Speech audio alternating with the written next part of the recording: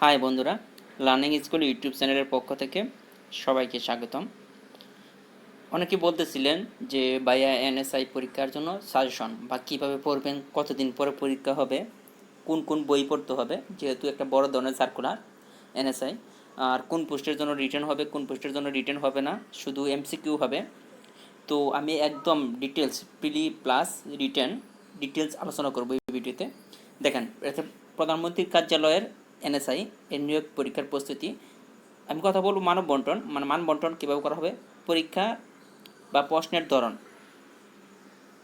তারপরে বিগত সালের প্রশ্ন কীভাবে কী কী আসছে ওগুলার অ্যানালাইসিসে আপনি কী কী পড়তে পারেন। আমি একদম ডিটেলস একটা গাইডলাইন আপনাকে দেবো এই ভিডিওতে। তো এই ভিডিওটা আপনি যদি ফলো করেন তাহলে অবশ্যই এনএসআই পরীক্ষাতে অনেক ভালো করতে পারবেন, কারণ আপনি পূর্ণাঙ্গ একটা সাজেশন পাবেন। এনএসআই মূলত প্রধানমন্ত্রী কার্যালয়ের গোয়েন্দা সংস্থার একটি সংগঠন বলতে পারেন, যেটা ন্যাশনাল সিকিউরিটি ইন্টেলিজেন্ট ইউনিট আর কি। প্রথমে হচ্ছে দেখেন যে পরীক্ষা কয় মাস পরে হবে, এখানে দেখেন লেখা আছে পরীক্ষা কয় মাস পরে হবে। তো গতবার যে পরীক্ষাটা হয়েছিল ওইটা মূলত 1 থেকে 1.5 মাসের মধ্যেই হয়েছিল, বা এইবারও এরকম হতে পারে 1 থেকে 1.5 মাস, অথবা এইবার যেহেতু মানে পরীক্ষার্থীর সংখ্যা অনেক বেশি, তো এই জন্য হয়তো 2 থেকে 2.5 মাস সময় লাগতে পারে, এর বেশি সময় লাগবে না।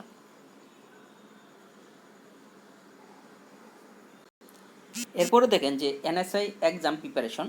তো প্রিলির জন্য আলাদাভাবে কোনো সিলেবাস নেই, মানে এদের ওয়েবসাইটে বা কোনো জায়গায় আলাদাভাবে কোনো সিলেবাস দেননি। তো পিএইচসি নন ক্যাডার প্রিলির সিলেবাস ফলো করলেই হবে, মানে নন ক্যাডারের যে সিলেবাসটা আছে মানে মোটামুটি সবই পড়তে হবে আপনাকে। সেক্ষেত্রে আপনি যদি জব সলিউশনটা বইটা বেছে নেন, বা জব সলিউশন বইটার পিএইচসির নন ক্যাডারের যে কোশ্চেনগুলো আছে এগুলো যদি ফলো করেন আশা করি খুবই ভালো করতে পারবেন বা আপনি টিকে যাবেন।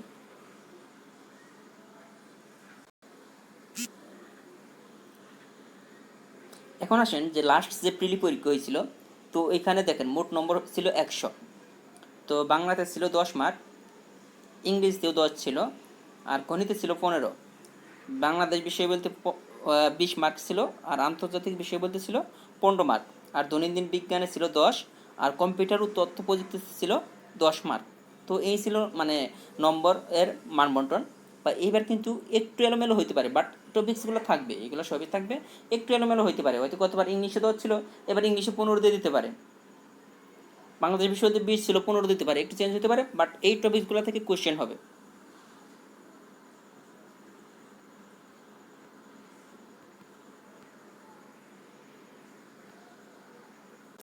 এরপর আসেন লিখিত পরীক্ষা।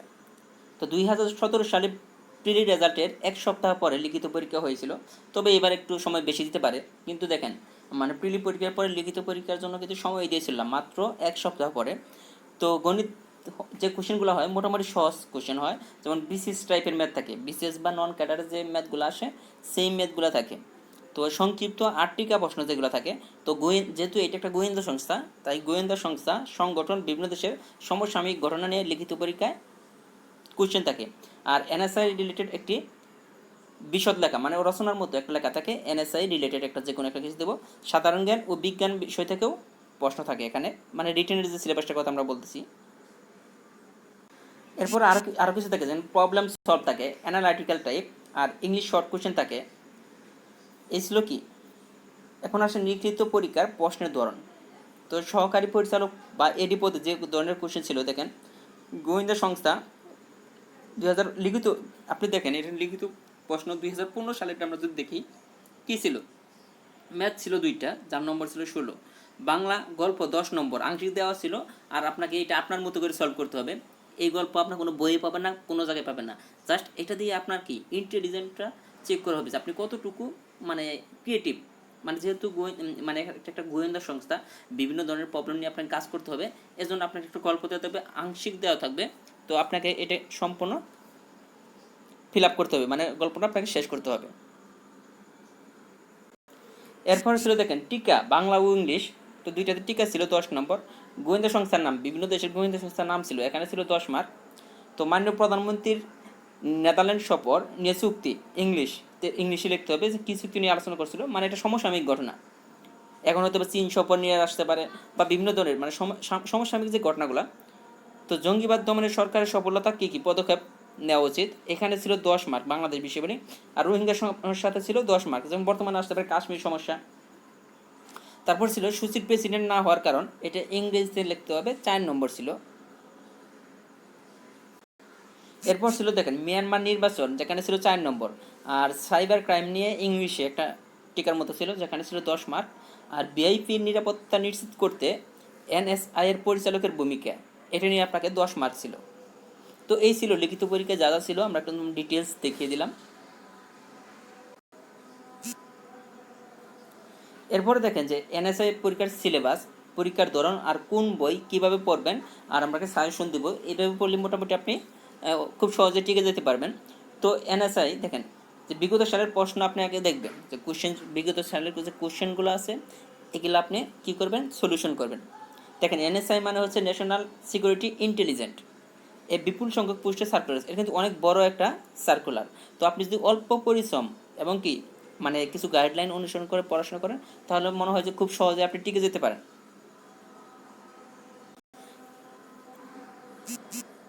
এখন দেখেন আপনার কী ধরনের পরীক্ষা হবে।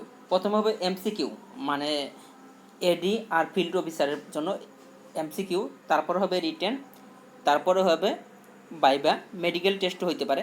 এখন আসেন যে অন্য অন্য এরপরের মানে ফিল্ড অফিসারের পরে, যেমন জুনিয়র ফিল্ড অফিসার, তারপরে কনস্টেবল বা অফিস সহক, এগুলার জন্য মনে হয় শুধু পিলি পরীক্ষা হয়। বিগত সালে এগুলাতে শুধু পিলি পরীক্ষা হয়েছে, রিটেন হয়নি।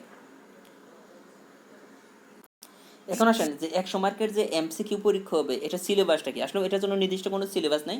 তো বিগত সালে যে প্রশ্নগুলো আছে, এই প্রশ্নগুলো অ্যানালাইটিক করে দেখা গেছে যে আপনি বিসিএস এর সিলেবাসটা যদি কভার করতে পারেন, বা বিসিএস এর বিগত সালের প্রশ্ন প্লাস নন ক্যাডারের বিগত সালে বা পিএইচসি নন ক্যাডারের প্রশ্নগুলো যদি ফলো করেন, তাহলে আপনার হয়ে যেতে পারে।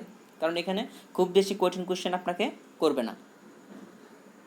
এখন দেখো কোথা থেকে কয়টা কোশ্চেন থাকতে পারে। যেমন বাংলাতে দেখেন 10 থেকে 20টি থাকতে পারে, ইংলিশে এরকম 10 থেকে 20টি, সাধারণ গণিতে 10 থেকে 15টি, সাধারণ জ্ঞান বাংলাদেশ বিশ্ববিদ্যালয় মিলে 35 থেকে 40টি কোশ্চেন থাকতে পারে, আর সাধারণ বিজ্ঞান 3 থেকে 5টি কোশ্চেন থাকতে পারে। দেখেন আইসিটিতে থাকতে পারে 8 থেকে 10টি, আর মানসিক দক্ষতায় 10টি থাকতে পারে বা কমও থাকতে পারে। এখন আসেন যে কোন বই পড়বেন।